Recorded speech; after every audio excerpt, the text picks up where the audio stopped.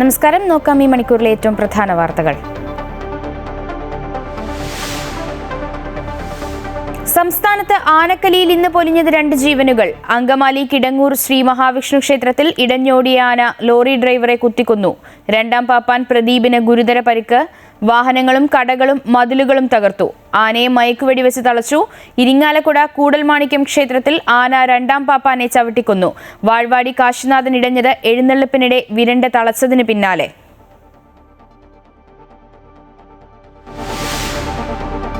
നിയമസഭാ തെരഞ്ഞെടുപ്പ് ഫലമറിയാൻ ഇനി 3 നാൾ. ഒരുക്കങ്ങൾ അവസാന ഘട്ടത്തിൽ. എക്സിറ്റ് പോളുകളിൽ പ്രതീക്ഷയർപ്പിച്ച് ഭരണം പിടിച്ചെടുക്കാമെന്നുറച്ച UDF. ഭരണ തുടർച്ച ഉണ്ടാകുമെന്ന ആത്മവിശ്വാസത്തിൽ LDF. മികച്ച വിജയപ്രതീക്ഷയിൽ NDA. രാജ്യത്ത് വാണിജ്യ പാചകവാതക സിലിണ്ടറുകളുടെ വില കൂട്ടി കേന്ദ്ര സർക്കാർ. 19 കിലോ സിലിണ്ടറിന് വർദ്ധിപ്പിച്ചത് 993 രൂപ. പശ്ചിമേഷ്യൻ സംഘർഷത്തെ തുടർന്ന് വില വർദ്ധിപ്പിക്കുന്നത് 3ാം തവണ. പ്രതിഷേധിച്ച് കോൺഗ്രസ്. കടുത്ത ചൂടിന് ആശ്വാസമായി വേനൽ മഴ. നാളെ 7 ജില്ലകളിൽ യെല്ലോ അലർട്ട്. ഇടിമിന്നലിനും കാറ്റിനും സാധ്യതയെന്ന് കാലാവസ്ഥാ വകുപ്പ്. ജാഗ്രതാ നിർദ്ദേശം. മംഗളാദേവി ഉത്സവത്തിനിടെ 6 പേർക്കും ഇടിമിന്നലേറ്റു. PV അൻവറുമായുള്ള ഫോൺ വിളിയിൽ SP സുജിത് ദാസിന് ആഭ്യന്തര വകുപ്പിന്റെ അന്വേഷണ സമിതിയുടെ ക്ലീൻ ചിറ്റ്. തെളിവില്ലാത്തതിനാൽ കുറ്റവിമുക്തൻ. ക്ലീൻ ചിറ്റ് നൽകിയത് തന്നെ കേൾക്കാതെയെന്നും കോടതിയെ സമീപിക്കുമെന്നും PV അൻവർ. പുരാവസ്തു തട്ടിപ്പ് കേസ് പ്രതി മോൻസൺ മാവുങ്കലിനെ സഹായിച്ചെന്ന കേസിൽ IG ലക്ഷ്മണയ്ക്കെതിരായ വകുപ്പ് തല അന്വേഷണം അവസാനിപ്പിച്ചു പോലീസ്.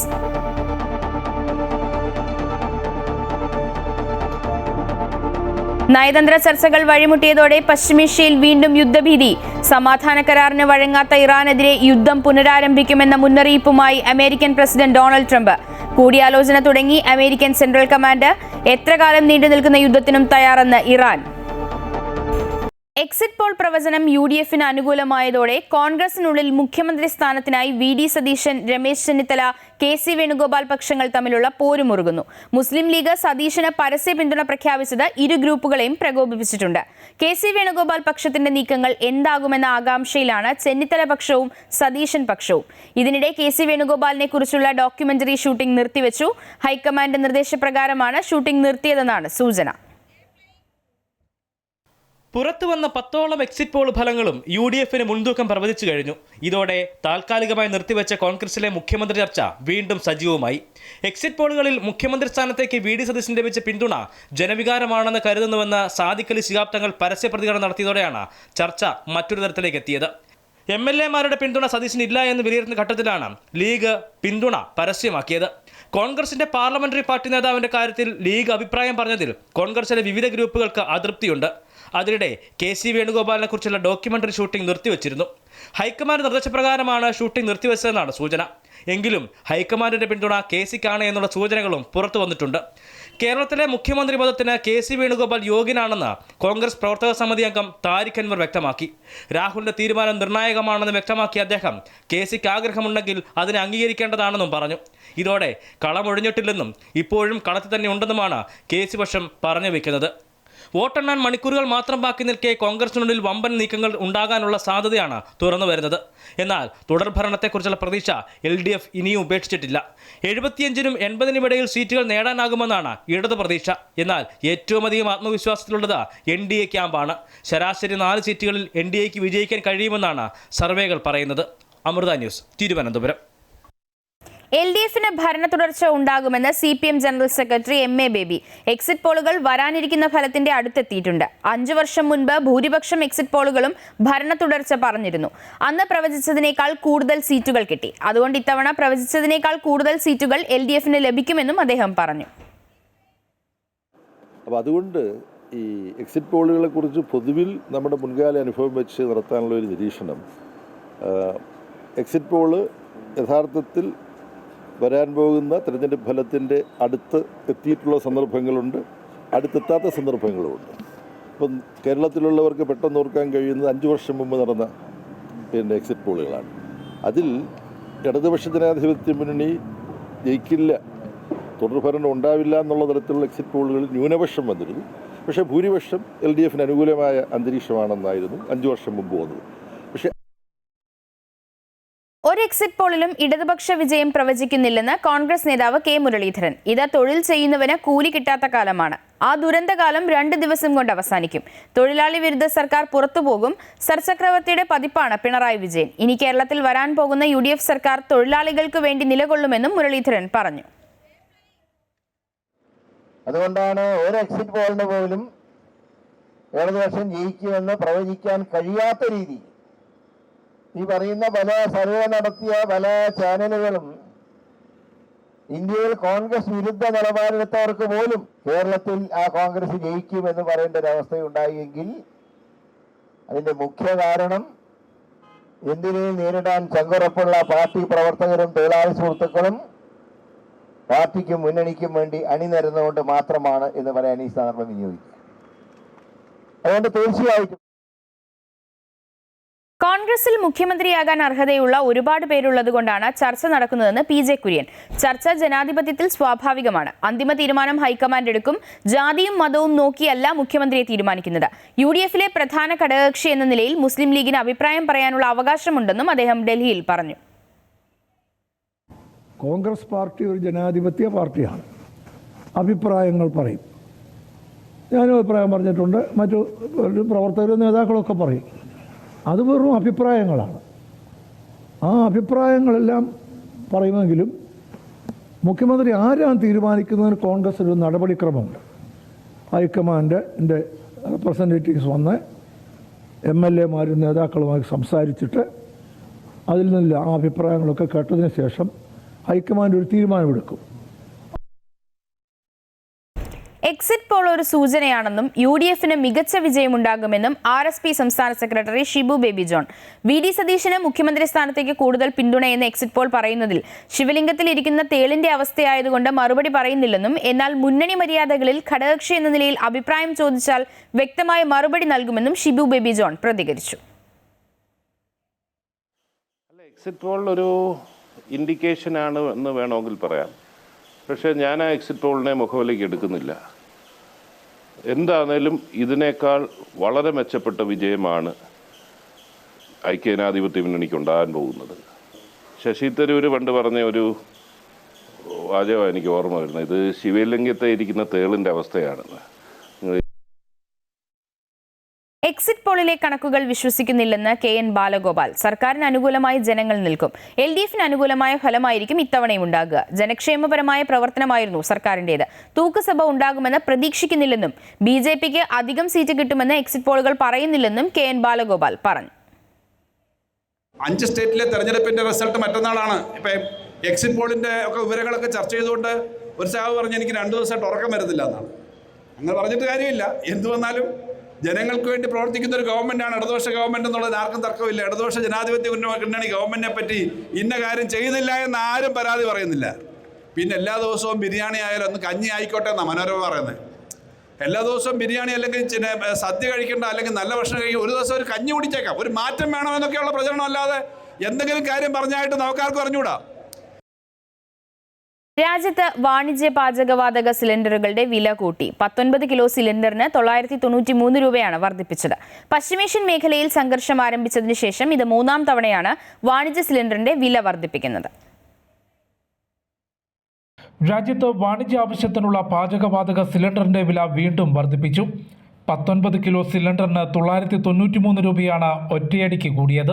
ഇതോടെ ഡൽഹിയിൽ വാണിജ്യ സിലിണ്ടറിന്റെ വില 3071 രൂപയായും മുംബൈയിൽ 3024 രൂപയായും കൂടി.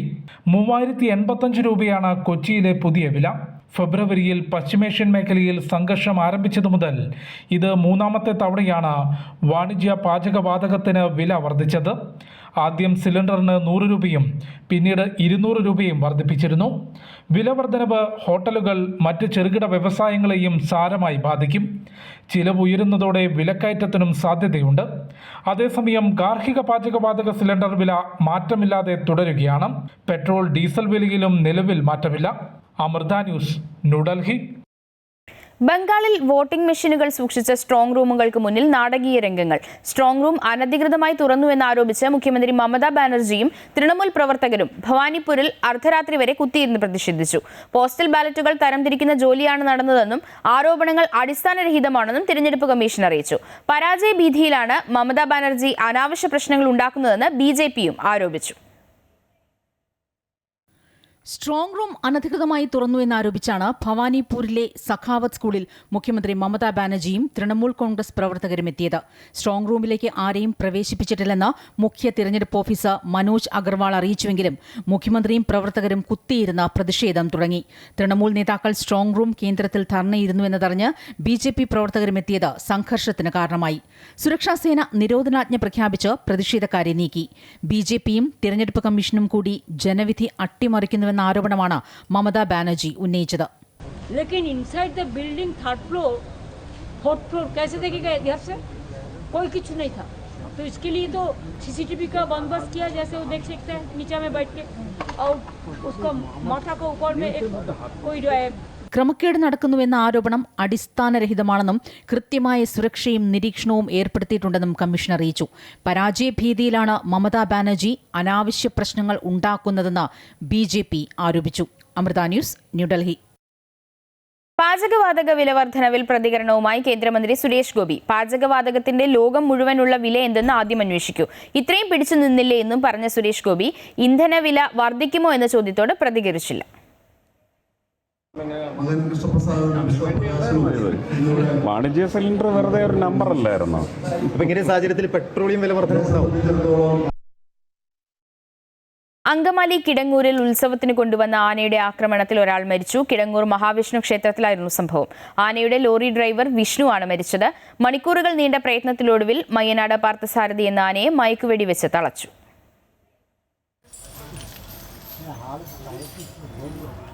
രാവിലെ 10 മണിയോടെയാണ് കിടങ്ങൂർ മഹാവിഷ്ണു ക്ഷേത്രത്തിൽ ആന ഇടഞ്ഞത്. തൊട്ടടുത്ത ക്ഷേത്രത്തിൽ ഉത്സവത്തിനായി കൊണ്ടുവന്ന മയ്യനാട് പാർത്ഥസാരഥിയാണ് പെട്ടെന്ന് പ്രകോപിതനായത്. ഒന്നാം പാപ്പാനെയും തന്നെ കൊണ്ടുവന്ന ലോറിയുടെ ഡ്രൈവറെയും പാർത്ഥസാരഥി ആക്രമിച്ചു. ആക്രമണത്തിൽ ഗുരുതരമായി പരിക്കേറ്റ ലോറിയുടെ ഡ്രൈവർ കൊടുമൺ സ്വദേശി വിഷ്ണു സംഭവസ്ഥലത്ത് വെച്ച് തന്നെ മരണത്തിന് കീഴടങ്ങി. ഒന്നാം പാപ്പാനും ഗുരുതരമായി പരിക്കേറ്റു. അങ്കമാലിയിലെ സ്വകാര്യ ആശുപത്രിയിൽ കഴിയുന്ന പാപ്പാൻ പ്രദീപ് അപകടനില തരണം ചെയ്തിട്ടുണ്ട്. കലി തീരാതെ മണിക്കൂറുകളോളം ഭീതി പരത്തിയ പാർത്ഥസാരഥി ലോറിയും കാറും ഇരുചക്രവാഹനവും ഉൾപ്പെടെ പലതും തകർത്തു.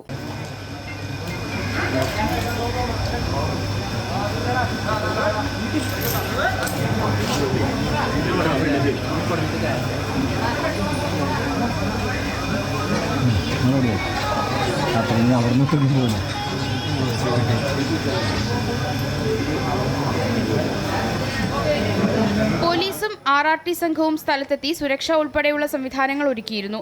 മതിൽക്കെട്ടിനകത്തായിരുന്നു എന്നതുകൊണ്ട് വലിയ അപകടമാണ് ഒഴിവായത്. ഇടയ്ക്കിടയ്ക്ക് പ്രകോപനം സൃഷ്ടിച്ച പാർത്ഥസാരഥിയെ ഒടുവിൽ മയക്കുവെടി വെക്കുകയായിരുന്നു. പിന്നീട് ഏറെ പണിപ്പെട്ടാണ് വടമുപയോഗിച്ച് ക്ഷേത്രത്തിലെ തെങ്ങിൽ ബന്ധിച്ചത്. ആനയുടെ ആരോഗ്യസ്ഥിതി പരിശോധിച്ച ശേഷമായിരിക്കും തുടർ നടപടികൾ സ്വീകരിക്കുക. അമൃത ന്യൂസ്, കൊച്ചി. തൃശൂർ ഇരിങ്ങാലക്കുട കൂടൽമാണിക്യം ക്ഷേത്രത്തിൽ ഉത്സവത്തിനെത്തിച്ച ആന ഇടഞ്ഞതിനെ തുടർന്ന് പാപ്പാന് ദാരുണാന്ത്യം. കോട്ടയത്തു നിന്നെത്തിച്ച വാഴ്വാട് കാശിനാഥൻ എന്ന ആനയാണ് തിരുവനന്തപുരം സ്വദേശിയായ രണ്ടാം പാപ്പാൻ ശ്രീകുട്ടനെ ചവിട്ടി കൊലപ്പെടുത്തിയത്. നെഞ്ചിൽ ആനയുടെ ചവിട്ടേറ്റ് ഗുരുതരമായി പരിക്കേറ്റ ശ്രീകുട്ടനെ ഉടൻ ഇരിങ്ങാലക്കുട താലൂക്ക് ആശുപത്രിയിൽ എത്തിച്ചെങ്കിലും ജീവൻ രക്ഷിക്കാനായില്ല. ഇന്ന് ഉച്ചയോടെയാണ് സംഭവം. ഇടഞ്ഞ ആന സമീപത്തെ ഷെഡുകളും തകർത്തു. തകർന്ന ഷെഡ് താഴേക്ക് പതിച്ച് ഒന്നാം പാപ്പാൻ അമലിനും കൈക്ക് പരിക്കേറ്റു. പുലർച്ചെ നടന്ന കൂട്ടിയെഴുന്നള്ളിപ്പിലും ഇതേ ആന ഇടഞ്ഞിരുന്നു. ഇതിന് പിന്നാലെ ദേവസ്വം ആനപ്പറമ്പായ കുട്ടിയാലക്കലിൽ പാപ്പാന്മാർ ചേർന്ന് കൊമ്പനെ എത്തിച്ചെങ്കിലും ഉച്ചയോടെ വീണ്ടും ഇടയുകയായിരുന്നു. ഒന്നാം പാപ്പാൻ അമൽ ഈ സമയത്ത് ആനയ്ക്ക് സമീപം ഉറങ്ങുന്നുണ്ടായിരുന്നെങ്കിലും പുറത്തുനിന്ന ശ്രീകുട്ടന് നേരെ ആന പാഞ്ഞെടുക്കുകയായിരുന്നു. അക്രമാസക്തനായ ആനയിൽ നിന്ന് ഓടി രക്ഷപ്പെടാൻ ശ്രമിക്കുന്നതിനിടെ വീണുപോയ ഇയാളുടെ ശരീരത്തിൽ ആന ചവിട്ടി പരിക്കേൽപ്പിക്കുകയായിരുന്നു. ഇന്ന് കാലത്ത് കൊണ്ടുപോകുന്ന പറഞ്ഞിരുന്ന ആനയാണ്. പക്ഷെ കാലത്ത് അവർ ഇവിടെ കെട്ടിയിട്ട് അവർ ആനയെ കുളിപ്പിച്ചൊക്കെ കഴിഞ്ഞ് അവിടെ കെട്ടി. അതിനടുത്ത് ഒന്നാം പാപ്പൻ കിടന്ന് ഉറങ്ങുന്നുണ്ടായിരുന്നു. രണ്ടാം പാപ്പൻ പുറത്തേക്ക് പോയിട്ട് തിരിച്ചു വന്നപ്പോൾ ആനയുടെ അടുത്ത് വന്നപ്പോൾ ആന രണ്ടാം പാപ്പനെ പിടിക്കുക ചെയ്തത്. രണ്ടാം പാപ്പനെ പിടിച്ച് ആന ചവിട്ടി കൂട്ടുകയും ആന നിന്നിരുന്ന താൽക്കാലിക ഷെഡ് തകിടുകൊണ്ടിട്ടിരുന്ന താൽക്കാലിക ഷെഡ് മറിഞ്ഞു വീണു, ആനയുടെ പുറത്തേക്ക് വീണു. ഒന്നാം പാപ്പൻ്റെ ഉറങ്ങി കിടന്നിരുന്ന ഒന്നാം പാപ്പൻ്റെ മേലേക്ക് തകിട് വീണിട്ട് മുറിവ് പറ്റി ചെയ്തത്. രണ്ടാം പാപ്പനെ നമ്മൾ ഹോസ്പിറ്റലിൽ എത്തിയപ്പോഴേക്കും അദ്ദേഹം മരിച്ചിട്ടുണ്ട്. ശ്രീകുട്ടൻ എന്നാണ് പേര്, 25 വയസ്സാണ് ഉള്ളത്.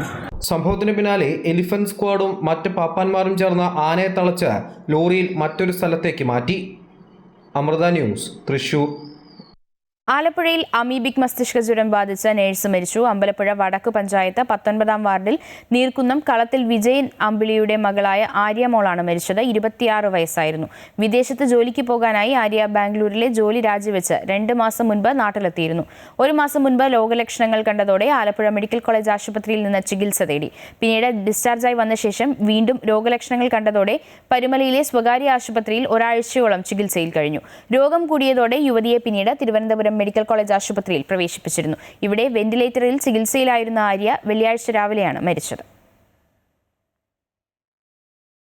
പാമ്പ് കടിയേറ്റ് ചികിത്സയിൽ കഴിഞ്ഞ വയോധികൻ മരിച്ചു. കൊല്ലം മൺറോത്തുരുത്ത് സ്വദേശി രാജേന്ദ്രനാണ് മരിച്ചത്. വെള്ളിയാഴ്ച രാത്രിയാണ് അരിനല്ലൂരിലെ മകളുടെ വീടിന് മുന്നിൽ വെച്ച് അണലിയുടെ കടിയേറ്റത്. കാഴ്ച വൈകല്യമുള്ളയാളാണ് രാജേന്ദ്രൻ. ആദ്യം കൊല്ലത്തെ ആശുപത്രികളിലും തുടർന്ന് തിരുവനന്തപുരം മെഡിക്കൽ കോളേജ് ആശുപത്രിയിലും പ്രവേശിപ്പിച്ചിരുന്നു. തീവ്രപരിചരണത്തിൽ ചികിത്സയിലിരിക്കെയാണ് മരണം. അസം മുഖ്യമന്ത്രി ഹിമന്ത ബിശ്വ ശർമ്മയുടെ ഭാര്യ റിനിക്കി ഭുയാനെതിരെ വ്യാജ ആരോപണം ഉന്നയിച്ച കേസിൽ കോൺഗ്രസ് നേതാവ് പവൻ ഖേരയ്ക്ക് ആശ്വാസം. കേസിൽ പവൻ ഖേരയ്ക്ക് സുപ്രീം കോടതി മുൻകൂർ ജാമ്യം നൽകി. പവൻ ഖേരയെ കസ്റ്റഡിയിലെടുത്ത് ചോദ്യം ചെയ്യേണ്ട സാഹചര്യമില്ലെന്ന് നിരീക്ഷിച്ചുകൊണ്ടാണ് കോടതി നടപടി. പവൻ ഖേരയുടെ ജാമ്യാപേക്ഷ നേരത്തെ ഗുവാഹത്തി ഹൈക്കോടതി തള്ളിയിരുന്നു. സത്യവാങ്മൂലത്തിൽ വെളിപ്പെടുത്താത്ത പാസ്പോർട്ടുകളും വിദേശ സ്വത്തുക്കളും അസം മുഖ്യമന്ത്രിയുടെ ഭാര്യയ്ക്കുണ്ടെന്നായിരുന്നു പവൻ ഖേരയുടെ ആരോപണം.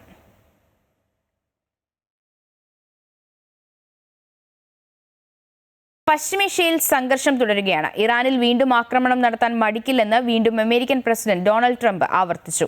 ചർച്ചകൾ വഴിമുട്ടിയ സാഹചര്യത്തിൽ ഇറാനെ സമ്മർദ്ദത്തിലാക്കുന്നതിന് കുറഞ്ഞ സമയത്തിനുള്ളിൽ ശക്തമായ ഒരു ആക്രമണ പദ്ധതി തയ്യാറാക്കിയിട്ടുണ്ടെന്ന് അമേരിക്കൻ സെൻട്രൽ ഫോഴ്സ് വ്യക്തമാക്കി. അതേസമയം ഹോർമൂസ് കടലിടുക്കിലടക്കം അമേരിക്ക തുടരുന്ന ഉപരോധം അവസാനിപ്പിക്കണമെന്ന അന്ത്യശാസനവുമായി ഇറാൻ പ്രസിഡന്റ് മസൂദ് പെസഷ്കിയാൻ എത്തി.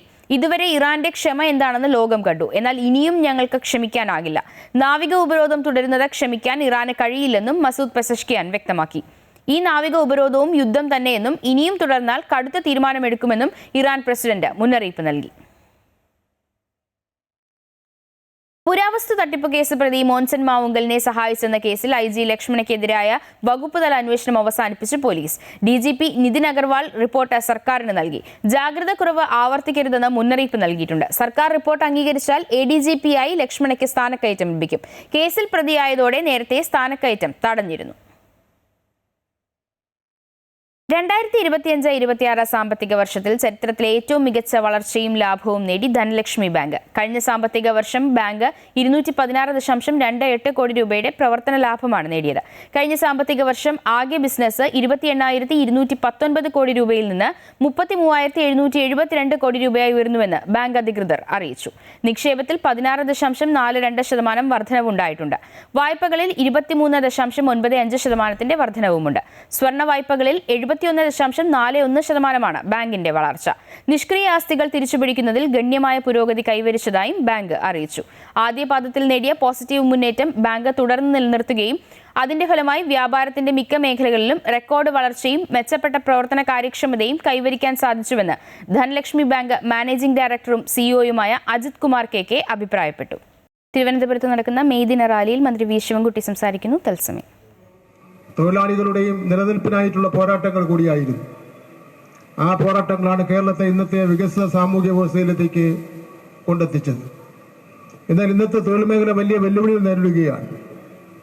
സ്ഥിരം തൊഴിൽ ഇല്ലാതാവുകയാണ്. കരാർ ജോലികൾ വർദ്ധിച്ചു വരികയാണ്. ഗിഗ് എക്കണോമിയിൽ തൊഴിലാളികൾക്ക് നിയമപരമായ സുരക്ഷ ലഭിക്കുന്നില്ല. ഈ സാഹചര്യത്തിൽ പഴയ കാലങ്ങളുടെ പോരാട്ട വീര്യം ഉൾക്കൊണ്ടുകൊണ്ട് അവകാശങ്ങൾ സംരക്ഷിക്കുവാൻ നാം വീണ്ടും ഒന്നിക്കേണ്ടതായിട്ടുണ്ട്. കേന്ദ്ര BJP സർക്കാരിന്റെ തൊഴിലാളി വിരുദ്ധ നയങ്ങളെ എതിർക്കുവാനും ചരിത്രത്തെ തമസ്കരിക്കുവാനും തൊഴിലാളി വർഗം പോരാടി നേടിയ അവകാശങ്ങൾ കവർന്നെടുക്കുവാനുമാണ് ഇന്ന് കേന്ദ്രം ഭരിക്കുന്ന BJP സർക്കാർ ശ്രമിച്ചുകൊണ്ട് ഇരിക്കുന്നത്. തൊഴിലാളി നിയമങ്ങളെ വെട്ടി മുറിച്ചു നേരത്തെ ഇവിടെ സൂചിപ്പിച്ചു. 4 ലേബർ കോഡുകളാക്കി മാറ്റിയതിലൂടെ ജോലി സ്ഥിരത എന്നത് തന്നെ കേന്ദ്രം ഇല്ലാതാക്കി. ഇത് തൊഴിലാളികളുടെ വീണ്ടും മുതലാളിമാരുടെ അടിമകളാക്കി മാറ്റുവാനുള്ള ഗൂഢനീക്കത്തിൻ്റെ ഭാഗമായിട്ടാണ്. ഇതിപ്പോൾ രാജ്യം കെട്ടിപ്പടുത്ത ഇന്ത്യൻ റെയിൽവേ ഉണ്ട്. ലോകത്തിന് മുന്നിൽ തന്നെ അഭിമാനമായി നിൽക്കുന്ന ഇന്ത്യൻ റെയിൽവേ, നമ്മുടെ വിമാനത്താവളങ്ങൾ, BSNL, LIC, ഇതെല്ലാം തങ്ങളുടെ കോർപ്പറേറ്റ് സുഹൃത്തുക്കൾക്ക് തുച്ഛമായ വിലയ്ക്ക് അന്തിച്ചന്തയിൽ സാധനങ്ങൾ ലേലം വിളിക്കുന്ന ലാഘവത്തോടുകൂടി കൊടുക്കുന്ന സാഹചര്യമാണ് നമുക്കിന്ന് കാണുന്നതിന് വേണ്ടി കഴിയുന്നത്. അടിച്ചമർത്തലുകൾക്കെതിരെയുള്ള തൊഴിലാളി വർഗത്തിന്റെ കരുത്ത് നാം ഈ അടുത്ത കാലത്ത് നോയിഡയിലെ തെരുവുകളിൽ കണ്ടതാണ്.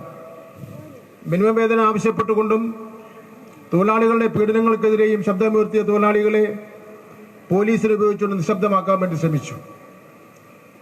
ഉത്തർപ്രദേശ് ഗവൺമെന്റിന് കേരളത്തിന്റെ അഭിപ്രായം എന്നുള്ള നിലയിൽ നോയിഡ സമരത്തിൽ പങ്കെടുത്തുകൊണ്ടിരിക്കുന്ന തൊഴിലാളികൾക്ക് നേരെ നടത്തുന്ന അതിക്രമം അവസാനിപ്പിക്കണമെന്നും ജയിലിൽ അടച്ചിരിക്കുന്നവരെ മോചിപ്പിക്കണമെന്നും ഒക്കെയുള്ള ആവശ്യം ഉന്നയിച്ചുകൊണ്ട് UP മുഖ്യമന്ത്രിക്കും അവിടുത്തെ തൊഴിൽ മന്ത്രിക്കും കേരളത്തിന്റെ അഭിപ്രായം എന്നുള്ള നിലയിൽ കേരളത്തിലെ തൊഴിൽ മന്ത്രി എന്ന നിലയിൽ ഞാൻ അവർക്ക് കത്തയക്കുകയുണ്ടായി. മറുപടിയൊന്നും കിട്ടിയിട്ടില്ല. എന്നാലും ഇന്ത്യ രാജ്യത്തെ ഒരു സംസ്ഥാനമെങ്കിലും ആ തൊഴിലാളിയുടെ അവകാശങ്ങൾക്ക് ഐക്യദാർഢ്യം പ്രഖ്യാപിക്കാൻ ഉണ്ടെന്നുള്ള ബോധം അവർക്കുണ്ടാവണമെന്നുള്ള ലക്ഷ്യത്തോടു കൂടി നമുക്ക് ചെയ്തതാണെന്നുള്ള കാര്യമാണ് ഞാനിവിടെ സൂചിപ്പിച്ചത്. തൊഴിലിടങ്ങളിലെ പീഡനങ്ങൾക്കെതിരായും ശബ്ദമുയർത്തിയ തൊഴിലാളികളെ പോലീസിനെ ഉപയോഗിച്ചുകൊണ്ടാണ് BJP ഭരണകൂടം നിശബ്ദരാക്കാൻ ശ്രമിച്ചുകൊണ്ടിരിക്കുന്നത്. എന്നാൽ നമ്മുടെ ഈ കേരളത്തെ പോലെയുള്ള അത്രയൊന്നും സ്വാധീനം CIT-നും അല്ലെങ്കിൽ തൊഴിലാളി വർഗ പ്രസ്ഥാനത്തിന് ഇല്ലെങ്കിൽ പോലും അതിനെ ശക്തമായി ചെറുക്കുന്നതിന് വേണ്ടി അവിടുത്തെ സഖാക്കൾ തയ്യാറായി എന്നുള്ളതാണ് ഏറ്റവും പ്രധാനപ്പെട്ട കാര്യം. അത് രാജ്യത്തെമ്പാടുമുള്ള തൊഴിലാളികളെ സംബന്ധിച്ചിടത്തോളം ആവേശം പകരുന്ന കാര്യമാണ്. ഈ ഘട്ടത്തിൽ കോൺഗ്രസിന്റെ നിലപാട് നാം പരിശോധിക്കേണ്ടതായിട്ടുണ്ട്. BJP നടപ്പിലാക്കിക്കൊണ്ടിരിക്കുന്ന പല ജനവിരുദ്ധ സാമ്പത്തിക നയങ്ങളും കോൺഗ്രസ് ഗവൺമെന്റ് കാലഘട്ടത്തിലാണ് രാജ്യത്ത് നടപ്പിലാക്കി തുടങ്ങിയിട്ടുള്ളത്. കോർപ്പറേറ്റുകളെ പ്രീണിപ്പിക്കുന്ന കാര്യത്തിലും തൊഴിലാളി വിരുദ്ധമായിട്ടുള്ള നിലപാട് സ്വീകരിക്കുന്ന കാര്യത്തിലും BJPയും കോൺഗ്രസും ഒരേ നിലപാട് തന്നെയാണെന്നുള്ള കാര്യം ഞാനിവിടെ സൂചിപ്പിക്കുകയാണ്. അതുകൊണ്ട് തന്നെയാണ് തൊഴിലാളികളുടെ യഥാർത്ഥ ശത്രുക്കളെ തിരിച്ചറിയാൻ നമുക്ക് കഴിയേണ്ടതായിട്ടുണ്ട്. ഇന്ത്യയാകെ തൊഴിലാളി വിരുദ്ധ നയങ്ങൾ നടപ്പിലാക്കുമ്പോൾ കേരളത്തിലെ ഇടതുപക്ഷ ജനാധിപത്യ മുന്നണി സർക്കാർ തൊഴിലാളികൾക്കൊപ്പം നിന്ന് ഒരു നിലപാട് സ്വീകരിക്കുന്ന ഗവൺമെന്റാണ് കഴിഞ്ഞ 10 വർഷക്കാലമായി കേരളം ഭരിക്കുന്നത് എന്നുള്ള കാര്യം നാം പ്രത്യേകം ഓർത്തിരിക്കേണ്ടതുണ്ട്. ഇന്ത്യയിൽ മറ്റൊരിടത്തുമില്ലാത്ത വിധം ക്ഷേമനിധികളും പെൻഷനും പദ്ധതികളും മിനിമം വേതനവും നടപ്പിലാക്കുന്ന സംസ്ഥാനമാണ് നമ്മുടെ കേരളം എന്ന് പറയുന്നത്. 16 ക്ഷേമനിധികളിലായി 62 ലക്ഷത്തോളം വരുന്ന തൊഴിലാളികളാണ് അതിൽ അംഗങ്ങളായിട്ടുള്ളത്. അവരെ എല്ലാ നിലയിലും സഹായിക്കുന്ന നിലപാടാണ് കേരളത്തിലെ ഗവൺമെന്റ് സ്വീകരിച്ചുകൊണ്ടിരിക്കുന്നത്. ഇന്ത്യയിലെ മറ്റൊരു സംസ്ഥാനത്തും ആ നിലയിൽ തൊഴിലാളികളെ സംരക്ഷിക്കുന്നതിന് വേണ്ടിയുള്ള ക്ഷേമനിധികളോ മറ്റ് ആനുകൂല്യങ്ങൾ നൽകുന്ന സമ്പ്രദായങ്ങളോ ഇന്ത്യയിൽ മറ്റൊരു സംസ്ഥാനത്ത് ഇല്ല എന്നുള്ള കാര്യം കൂടി നിങ്ങൾ അറിഞ്ഞിരിക്കണം. കേന്ദ്രം പൂട്ടാൻ തീരുമാനിച്ച കേരളത്തിലെ നിരവധി പൊതുമേഖലാ സ്ഥാപനങ്ങളെ അങ്ങനെ കേന്ദ്രം പൂട്ടാൻ വേണ്ടി തീരുമാനിച്ച പൊതുമേഖലാ സ്ഥാപനങ്ങളെ വിലയ്ക്ക് വാങ്ങുന്നതിന് വേണ്ടി തയ്യാറായി കേരളം. എന്നാൽ ചില കേന്ദ്ര ഗവൺമെന്റ് സ്ഥാപനങ്ങൾ വിലയ്ക്ക് വാങ്ങാൻ കേരളം തയ്യാറാണെന്ന് പറഞ്ഞിട്ട് പോലും അത് നിങ്ങൾ പരസ്യമായി നടക്കുന്ന ലേലത്തിൽ പങ്കെടുക്കാനാണ് കേന്ദ്ര ഗവൺമെന്റ് പറയുന്നതിന് വേണ്ടി തയ്യാറായിട്ടുള്ളത്. ഇതാണ് ഇന്നിപ്പോൾ കേന്ദ്ര ഗവൺമെന്റ് ചെയ്തുകൊണ്ടിരിക്കുന്നത്. എന്നാൽ ആ കേന്ദ്ര ഗവൺമെന്റിന്റെ കോർപ്പറേറ്റ് നയത്തെ ഉപേക്ഷിച്ചുകൊണ്ട് കേരള മോഡൽ, എല്ലാ രംഗത്തും കേരള മോഡൽ, വിദ്യാഭ്യാസ രംഗത്തായിരുന്നാലും തൊഴിൽ രംഗത്തായിരുന്നാലും ആരോഗ്യ രംഗത്തായിരുന്നാലും പൊതുവിതരണ രംഗത്തായിരുന്നാലും എല്ലാ രംഗത്തും ഒരു കേരള മോഡൽ ഇന്ത്യക്ക് കാണിച്ചു കൊടുത്ത ഇടതുപക്ഷ പ്രസ്ഥാനത്തിന്റെ ഗവൺമെന്റാണ് കഴിഞ്ഞ 10 വർഷക്കാലമായി കേരളം ഭരിക്കുന്നതെന്ന് അഭിമാനത്തോടു കൂടി തന്നെ നമുക്ക് പറയുന്നതിന് വേണ്ടി കഴിയുമെന്നുള്ള കാര്യം ഞാൻ സൂചിപ്പിക്കുകയാണ്. പെരിയാർ കടുവ സങ്കേതത്തിനുള്ളിൽ സ്ഥിതി ചെയ്യുന്ന ചരിത്രപ്രസിദ്ധമായ മംഗളാദേവി ക്ഷേത്രത്തിൽ ചിത്ര പൗർണമി ഉത്സവം ഭക്തിസാന്ദ്രമായി. ചൈത്രമാസത്തിലെ ചിത്തിരനാളിലെ പൗർണമി നാളിൽ മാത്രം ഭക്തർക്കായി തുറക്കുന്ന പുരാതന കണ്ണകി ക്ഷേത്രത്തിലേക്ക് കേരളത്തിൽ നിന്നും തമിഴ്നാട്ടിൽ നിന്നുമായി 10,000 കണക്കിന് ഭക്തരാണ് ഒഴുകിയെത്തിയത്. കേരളവും തമിഴ്നാടും സംയുക്തമായാണ് മംഗളാദേവി ക്ഷേത്രത്തിലെ ചിത്രപൗർണമി ഉത്സവം സംഘടിപ്പിച്ചത്. 1000-ലധികം വർഷം പഴക്കമുള്ള ക്ഷേത്രത്തിൽ ഒരേ സമയം കേരള തമിഴ്നാട് രീതികളിലുള്ള പൂജാകർമ്മങ്ങൾ നടന്നു. പുലർച്ചെ 5:30 ക്ഷേത്ര നട തുറന്ന് ആചാരപരമായ ചടങ്ങുകൾ ആരംഭിച്ചു. മംഗളാദേവി പ്രതിഷ്ഠയുള്ള ആദ്യ ശ്രീകോവിലിലും ഗണപതി ശ്രീപാർവതി സങ്കല്പത്തിലുള്ള പെരുമാൾ കോവിലുകളിലും കേരള രീതിയിലുള്ള പൂജകൾ നടന്നു. തന്ത്രി സൂര്യകാലടിമന ജയസൂര്യൻ ഭട്ടതിരിപ്പാടും മേൽശാന്തി മൂലത്തടം MN നാരായണൻ നമ്പൂതിരിയും പൂജകൾക്ക് നേതൃത്വം നൽകി. തൊട്ടടുത്തുള്ള രണ്ടാമത്തെ ശ്രീകോവിലിൽ തമിഴ്നാട് രീതിയിലുള്ള പൂജാവിധികളാണ് നടന്നത്. രാജരാജ ചോളൻ നിർമ്മിച്ചതെന്ന് കരുതപ്പെടുന്ന ഗുഹാ കവാടവും ക്ഷേത്ര സമുച്ചയത്തിന്റെ പ്രത്യേകതയാണ്. ഇടുക്കി, തേനി ജില്ലാ ഭരണകൂടങ്ങളുടെ മേൽനോട്ടത്തിൽ പോലീസ്, റവന്യൂ, വനം, എക്സൈസ്, മോട്ടോർ വാഹന വകുപ്പ്, ആരോഗ്യം, അഗ്നിരക്ഷാസേന എന്നീ വകുപ്പുകൾ സംയുക്തമായാണ് പ്രവർത്തനങ്ങൾ നടത്തിയത്. അമൃത ന്യൂസ്, ഇടുക്കി. മംഗളാദേവി ക്ഷേത്രത്തിൽ 6 പേർക്ക് ഇടിമിന്നലേറ്റു. മംഗളാദേവി ക്ഷേത്രത്തിൽ ചിത്രാ പൗർണമി ഉത്സവത്തിനെത്തിയവർക്കാണ് ഇടിമിന്നലേറ്റത്. ഒരു പോലീസുകാരനും പരിക്കേറ്റു. പരിക്കേറ്റവരെ കുമളി സർക്കാർ ആശുപത്രിയിൽ പ്രവേശിപ്പിച്ചു. ആരുടെയും പരിക്ക് ഗുരുതരമല്ല.